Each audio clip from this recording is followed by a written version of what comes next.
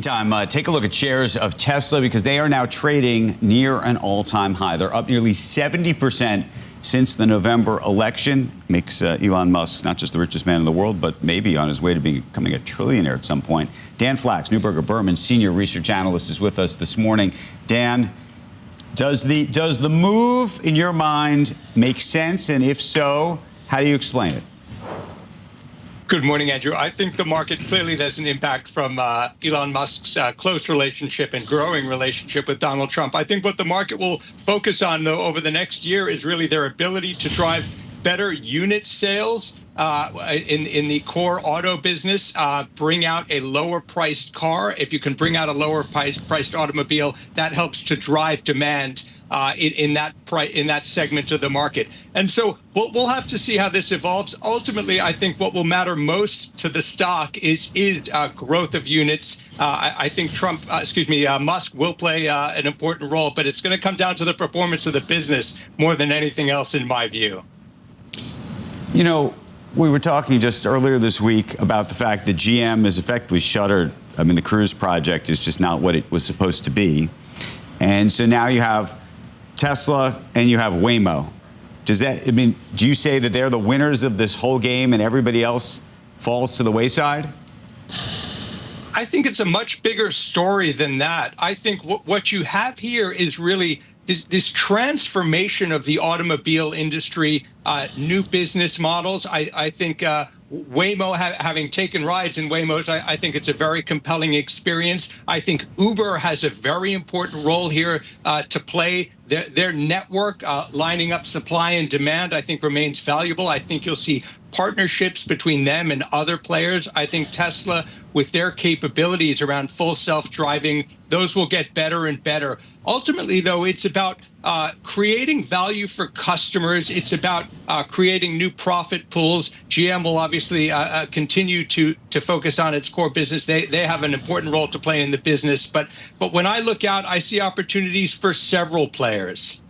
But at these kind of valuations for Tesla, what has to go? I mean, everything has to go right. But what has to happen in your imagination? Because it requires, to some degree, a real vision to look out to make these numbers even, to justify what's happened with this price. I think you need to see very strong growth in the auto business. I think you need to see a new low-cost car, ultimately a new lower-cost platform. You need to see growth in a lot of other geographies. And so when I look for opportunities across the broader tech space, I think, for example, Alphabet stands out as an interesting buy right here at current levels, given the health of core search in their cloud business. I think Amazon is very attractive here, given the performance of e-commerce. So we see other opportunities besides Tesla, which I think we'll have to see how that one plays out. Dan Flax, we're going to leave it there. Thank you, sir. Happy holidays. Thank you. I've got to look at Tesla, please. I think the stock is up again. Yes, it is. Not much, but it's 0.25%.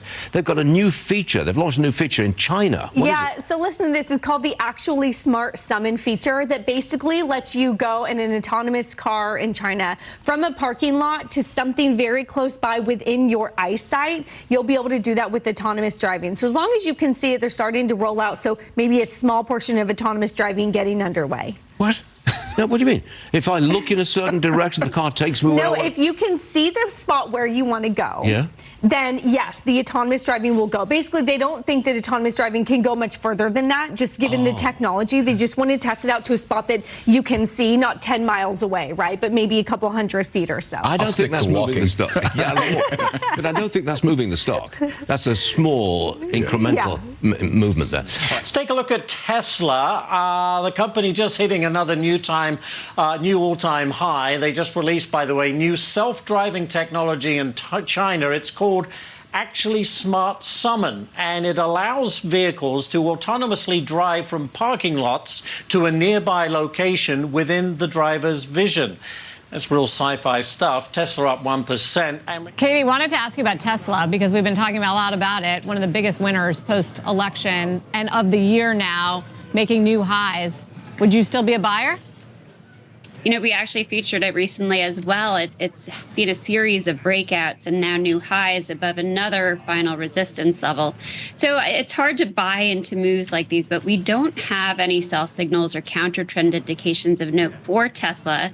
And it's been a huge contributor to the consumer discretionary sector alongside Amazon, which also doesn't have any major sell signals. So as hard as it is to buy into strength, it's sometimes the right thing to do. And for Tesla, we can arrive at objectives that are much higher than current levels just based on measured move projections, which assume that the trajectory of the current trend will maintain itself, which of course it's a very steep trend, so maybe that's somewhat hopeful. Regardless, breakouts have been actionable. They have been working in this environment, which is why we're excited about the likes of Broadcom. You're bailing on Tesla, though. Why? I hate the product. My analyst, Jesus, and we went out to go see an Iron Maiden and in San Diego. And I rented a Tesla to check it out. Everything about that car I hate. Every general manager, some of them are clients that run auto dealerships. You can make a lot of money doing auto dealerships, let me tell you. They all say the same thing. People are coming in and saying, is it morally okay if I switch back to gas? Because people don't want electric cars, they want a Tesla. It's an old design. It's up 50% since the election. I'm sorry.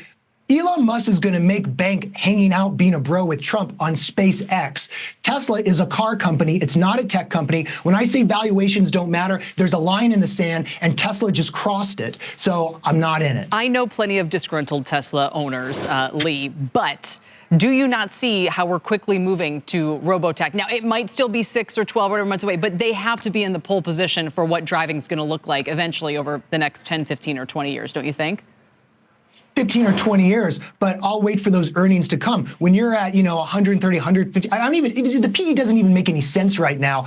Robo-taxis, all that stuff is going to take a long time. You're going to beat up, just like with green energy, into rules, regulations, state, municipal. I think it's going to be much more. Why do we not have hover cars? Walt Disney promised me hover cars by 1985. I think this robo-taxi thing is far away, and I think that the regulations are going to kill them. It's time to book you a Waymo. I want you in a Waymo the next time you show up here. I want your experience. I am a little bit too. Tesla, throw it up there quickly just because we're on record watch, and we are at a record. It was a 424 on Wednesday, so 430 record highs again. The NASDAQ squeezing out a small gain and notching its fourth positive week.